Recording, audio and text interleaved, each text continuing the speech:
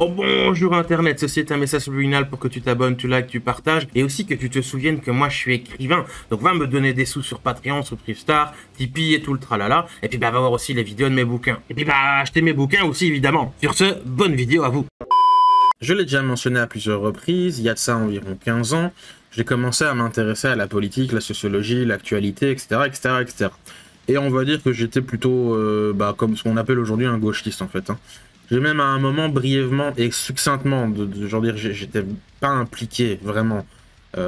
J'étais dans le collectif Anonymous, ou en tout cas je me suis intéressé à eux, j'ai rejoint des chats de discussion avec des membres et machin, tout ça.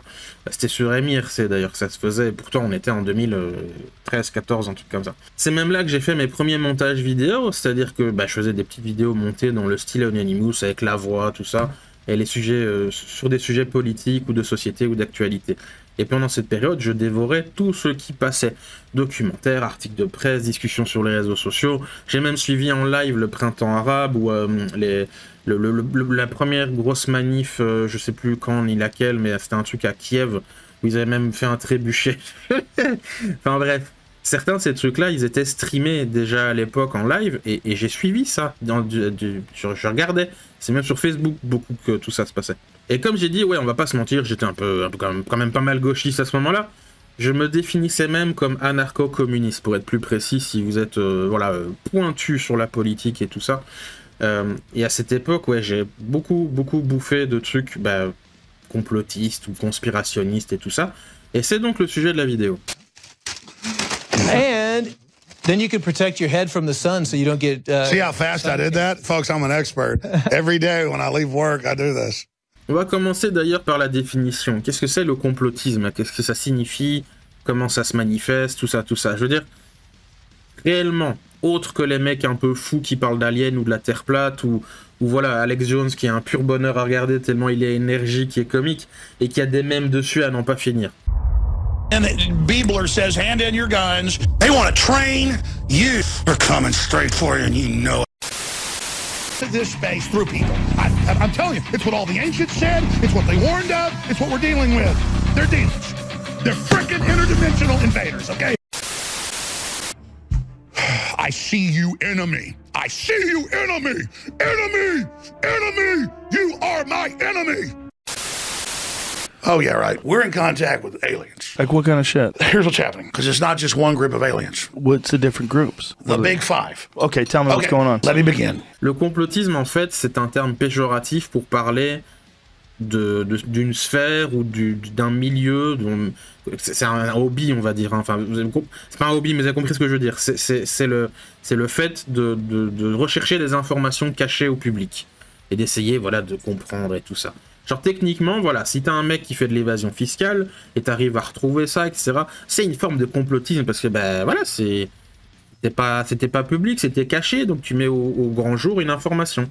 Et oui, évidemment, si tu dis « Mec, le monde est dirigé par une société secrète et ils font des danses enroulées dans du jambon », il est écrit dans les tablettes de Skelos que seul un gnome des forêts du Nord unijambiste, dansant à la pleine lune au milieu des 12 statuettes enroulées dans du jambon, ouvrira la porte de Zaralbak et permettra l'accomplissement de la prophétie. Voilà, ça c'est le côté cliché exagéré de ce type de choses, mais qui, les clichés n'existent pas par hasard. Mais en réalité, le complotisme, c'est parfaitement naturel. Je veux dire, un journaliste, par définition, c'est un complotiste. Mettons qu'il il fait un article, ou il monte un dossier, où il fait des recherches pour parler de, je sais pas moi, les camps de travailleurs en Chine, ou les camps de Ouïghours, ou voilà, on sait que ça existe, mais le gouvernement, le chinois le cache. Ou alors les usines qui embauchent des gamins au Bangladesh ou en Inde pour faire des godasses. Pareil. Du coup, ceux qui se renseignent là-dessus, techniquement, ils sont complotistes. Dire que le complotisme est de la foutaise et que c'est pour des tarés, que machin, honnêtement, c'est juste dire de la merde et se tromper, mais grandement, genre sincèrement.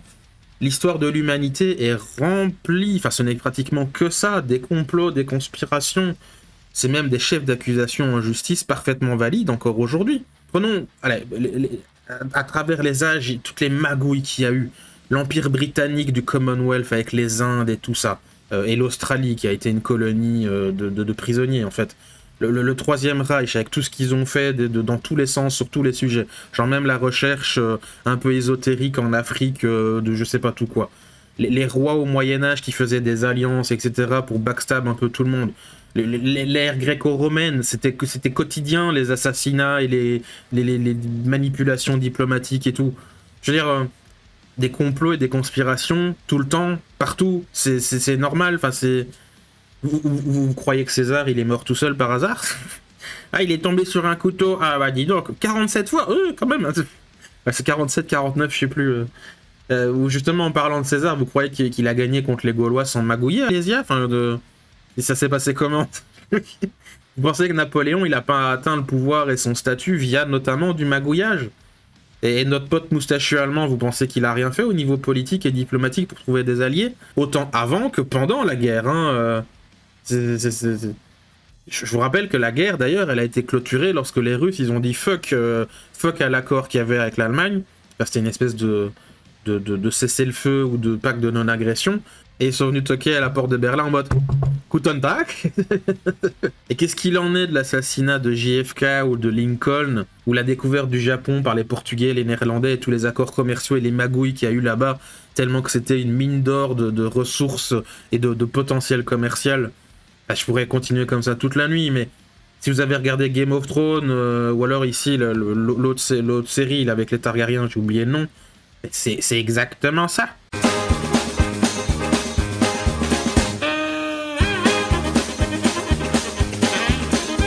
Toutes ces choses-là, ces mouvements politiques, ces mouvements stratégiques, diplomatiques, etc., quand on s'y intéresse et qu'on décortique et on essaye de mettre en lien ce truc qu'on a découvert ou qu'on recherche avec un plus grand ensemble, ben voilà, c'est du complotisme. C'est à partir du moment où tu cherches des infos cachées qui sont pas aisément accessibles au public, c'est dedans. Il y a rien de mal à ça, en fait. Ce terme péjoratif du complotisme, il est mais tellement pas à propos, quoi. Tous les événements que j'ai cités, c'est des moments clés de l'histoire et de l'humanité. C'est bien de s'y intéresser, de comprendre. Mais du coup, s'ils l'ont fait avant, on le fait plus maintenant. Genre aujourd'hui, il n'y a pas de complot, de conspiration. Ouais. Non, bif, on ne me la fait pas. Pour être tout à fait franc, d'ailleurs, moi je me considère encore complotiste. C'est-à-dire qu'il y a des trucs que j'ai gardés de cette époque qui m'intéressent ou qui, à mon sens, sont des trucs possibles. Enfin, et je dis pas que je crois à la Terre plate et tout. Hein. Je dis juste que j'ai bouffé plein d'informations. Certaines, même la majorité en fait, que je ne peux même pas savoir si elles étaient vraies ou pas, et je me dis, bon, intéressant, plausible, peut-être, j'en sais rien. Je veux dire, je vais pas commencer à prêcher, dire, non, mais vous comprenez pas, en fait, la défaite d'Alexandre le Grand en Asie, c'est à cause des reptiliens, et les aliens sont parmi nous, ils nous contrôlent via la télé. Non, je crois pas en un scénario de film comme They Live de John Carpenter.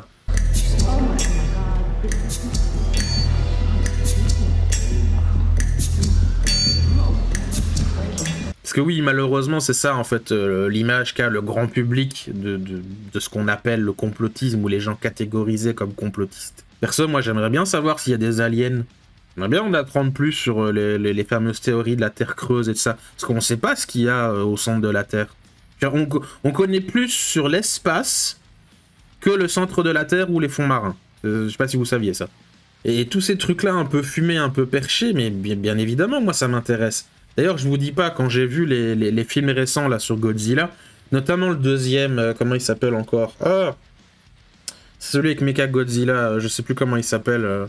12 seconds later. Ah bah Godzilla contre King Kong, voilà. Moi j'ai hurlé de rire dans celui-là parce qu'il y a plein de trucs complotistes qui sont abordés ou mentionnés dedans. Et moi je m'y intéressais pour de vrai il y a environ 10-15 ans, quoi. C'était marrant. Le truc, c'est qu'il faut pouvoir garder les pieds sur terre et pas confondre la vraie recherche d'infos et vérifier que t'as des trucs qui sont cohérents et vérifiables. Et qui sait un jour que, ouais, peut-être on aura la zone 51 aux États-Unis qui a eu des vrais aliens avec Roswell et tout. Donc, pouvoir séparer ça, de se dire, on recherche, on va voir. Et à côté, se dire, non, mais en fait, X-Files, c'est la réalité. Voilà, ils sont là, ils sont parmi nous. La vérité est là. Non, faut se calmer. C'est.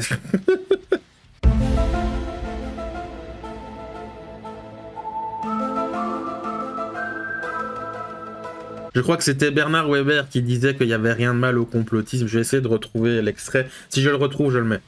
Et il disait que c'était pas du tout un vilain mot, que c'est naturel, c'est normal. Et moi, je le rejoins. Les gens croient dans les faux complots, Mais quand il y a des vrais complots, ça ne les intéresse pas. Par exemple, il y avait les Panama Papers, vous vous rappelez? Bien sûr. On découvre qu'il y a quand même... Avec ces gens qui ont planqué leur argent dans des paradis fiscaux, et notamment au Panama. Voilà, et donc beaucoup de chefs d'État quand même.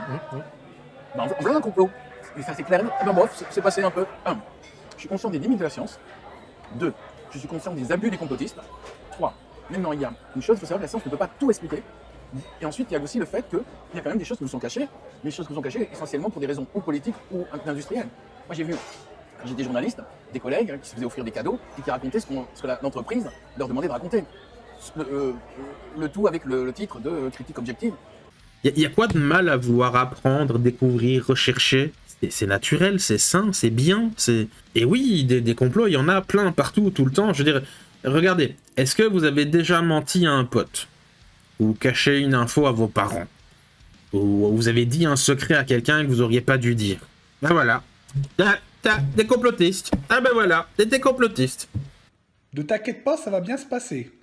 Bien se passer, ne t'inquiète pas. Ce qui change et ce qui est important, c'est l'échelle de la chose et ton investissement personnel. C'est-à-dire que c'est à quel point es-tu capable et as-tu une capacité de ne pas te laisser dévorer par ce qu'on appelle le terrier du lapin blanc, parce que c'est littéralement ça en fait.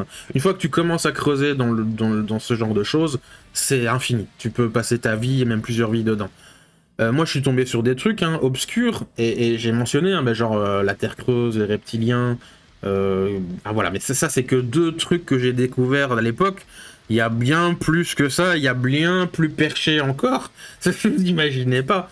Donc c'est ça en fait, c'est qu'il faut se rendre compte que tout ça, c'est un côté fascinant, c'est grisant d'enchaîner les liens, les articles, les vidéos, de commencer à entrevoir une sorte de secret caché, de comprendre des trucs, mais il faut garder la tête sur les épaules et ne pas te laisser dévorer par cette soif de connaissance et de découverte. C'est un peu ça, c'est un peu comme si... C'est un peu comme si tu étais accro et addict en fait à ça, et du coup tu vas chercher toujours plus de trucs, et des trucs de plus en plus perchés, et en fait, oui mais voilà, ça a lien avec ça et tout, donc en fait, on est des robots, on n'est pas vivants, c'est une simulation, c'est pas... Ouais c'est ça, je pense que c'est un bon exemple, c'est une bonne façon de dire, faut pas tomber accro à ce truc là. Parce que c'est comme ça qu'on a des gens un peu fous dans le milieu, et l'un des meilleurs exemples, c'est les platistes, convaincus dur comme fer de leur processus, du truc, et voilà, on peut prouver que la Terre est plate, machin bidule. Ils ont été jusqu'à créer une roquette pour prouver, enfin l'un de ces gens-là a fait une roquette pour prouver que la Terre était plate, et il me semble qu'il est mort quand il a fait son essai. Et puis voilà, même après le décès, les gens ils ont dit non, mais ils ont saboté l'expérience, ils veulent pas qu'on sache la vérité, et puis de toute façon Dieu dit que la Terre était plate et les dinosaures ils ont jamais existé. J'irais jusqu'à dire en fait que c'est pareil pour la spiritualité aussi, le truc de complotisme, etc. Il y a rien de mal à croire, il y a rien de mal à, je sais pas, ressentir les énergies, faire des massages reiki, je sais pas tout quoi. Mais à un moment, quand même, quoi. Parce que là, il y a le renouveau des sorcières, on va dire ça comme ça. Et il y en a, elles vendent des charmes et des sortilèges en bouteille ou en sachet sur Etsy.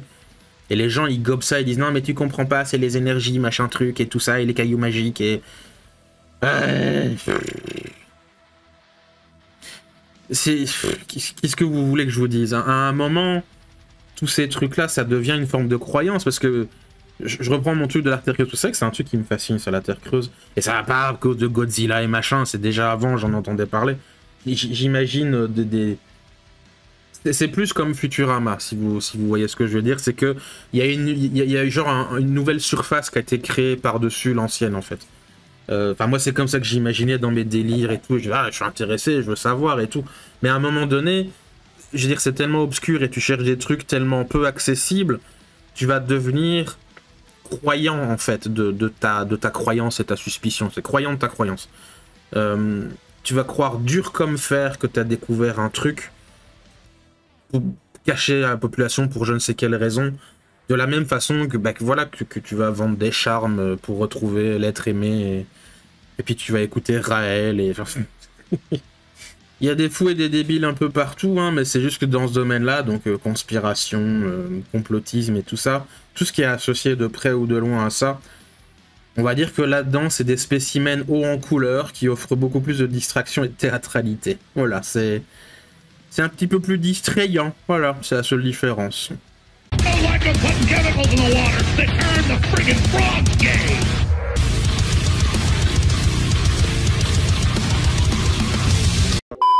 Ah ben la vidéo elle est finie, rejoins-nous sur Discord pour nous dire si t'as aimé, pas aimé, t'es content, pas content, nous faire des câlins ou des grosses baffes, le lien dans la description. Au revoir internet, gros bisous, à la prochaine.